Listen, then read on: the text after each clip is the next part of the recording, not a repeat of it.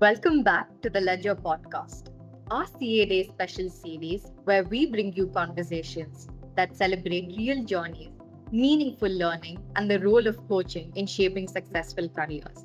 I'm Amrutha Bhavani S, a third year BCom student at Christ deemed to be University, where I serve on the University Student Council, an aspiring chartered accountant, and I'm delighted to be hosting today's conversation. Joining me is a leader whose journey spans over 2 decades of experience, leadership, and continuous growth. CA Fatema Hunaid, partner and office managing partner, Bengaluru, Asia Pacific Transfer Pricing Leader at Grant Thornton Bharat. Fatima, thank you so much for joining me today. Thank you for having me. It's an absolute pleasure, Amrutha. So let's dive right into our questions. Our first question for the day is, what made you choose chartered accountancy as a profession, and when did you realize that it was the right path for you? So I was in my 12th standard and I had taken the commerce stream.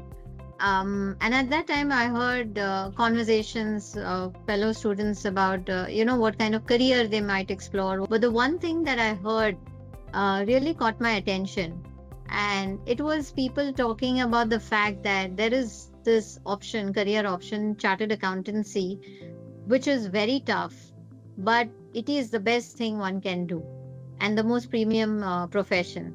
Over your 25-year-long journey, you must have witnessed significant changes in the industry.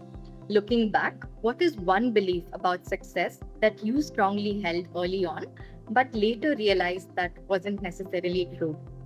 Definitely, when we start working, irrespective of what's our family background, one does want to have a clear path and a quick path. As fast as possible, one wants to grow.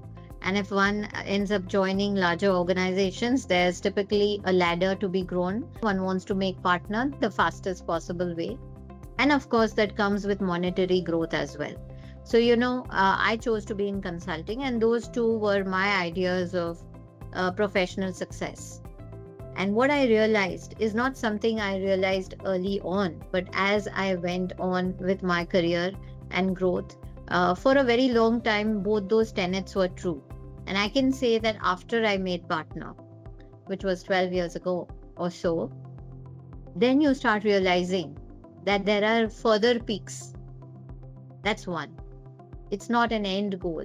It's starting point. And the fact is that neither your high scores in exams, nor money, nor designations is ultimately going to give you that level of happiness that you desire from living a fulfilling life. So one should always explore, what does happiness mean to you beyond work? Many CA professionals know what helps them get hired, but not a lot of them know what helps them to get promoted or grow in their careers. In your experience, what is one factor that truly drives career progression but is rarely discussed? When one starts working, whether it's in the industry or in consulting or any other different organization, one typically receives information, a lot of information from these organizations about how to do the work right and what is exactly needed from that job at that level at which you're hired. And as you grow, that's consistently the case also. So, I call it working on the job. And the one thing that is super important, if that is imbibed from day one, is working on oneself as well.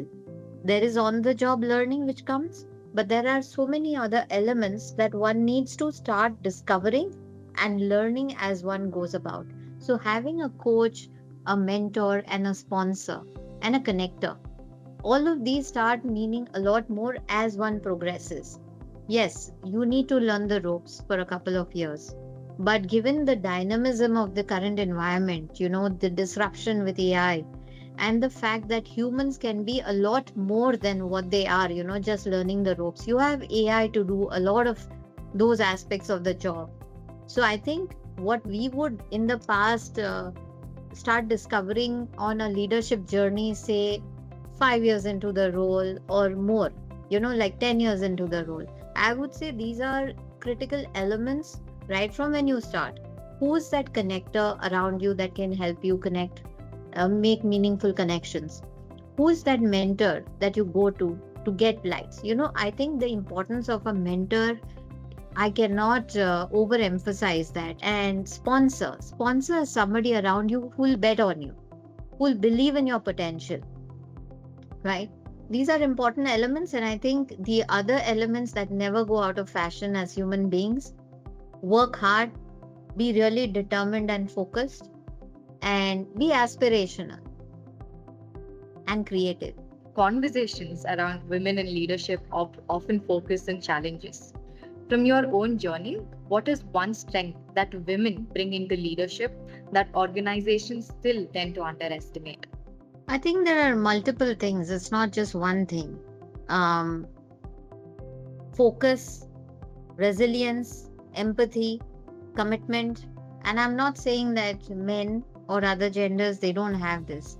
But I think particularly, even today, even our new generation, the way men and women or boys and girls, the way they are brought up, they're brought up in an equitable way, but there are some inherent things which come basis influence from older generations, right? So I still feel like, given that women need to take care of a lot more things, a lot more responsibilities, and I don't see that going away in the next 50 years as well. So while the hurdles to pursuing careers, pursuing various paths to happiness are being opened up, I still feel there is a lot more they need to do together. So all these elements also place women in a way that they are able to do a lot more and contribute in different ways that perhaps boys are either experientially or biologically or brain wise not geared up to do that much. Before we wrap up, our one final question is: your executive education, Fatima, at IIM Ahmedabad and Harvard Business School gave you exposure to a truly global cohort. How has that international perspective influenced the way you approach leadership and client engagements at Grant Thornton Bharat? I think my experience at the Harvard campus at Boston last year was phenomenal, to say the least, because not just that you're at the renowned campus at Harvard, but also with who you are and what you are actually experiencing together. There were multiple modules, and we went through intensive case studies where CEOs came. Of course, it was a video format, one of the modules, and explained what were the challenges, how did they go about, because most of these positions in CXO positions can be lonely.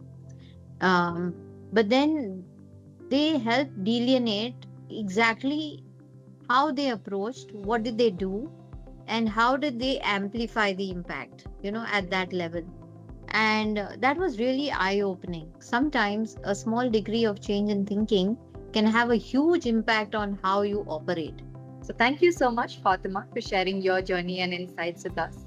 This conversation was truly incredible, and it highlights how growth is shaped not just by milestones, but by everyday learning and coaching. To all our listeners, here's to staying curious, supporting one another, and continuing to learn every step of the way. Thank you for tuning in to the Ledger podcast. This is Amrutha Bhavani S signing off. Thank you, Amrutha, and I wish all the very best to all our listeners, your fellow students, and to Christ. Great time to be alive and to be a student. So make brilliant choices, be yourself, and pursue your passion.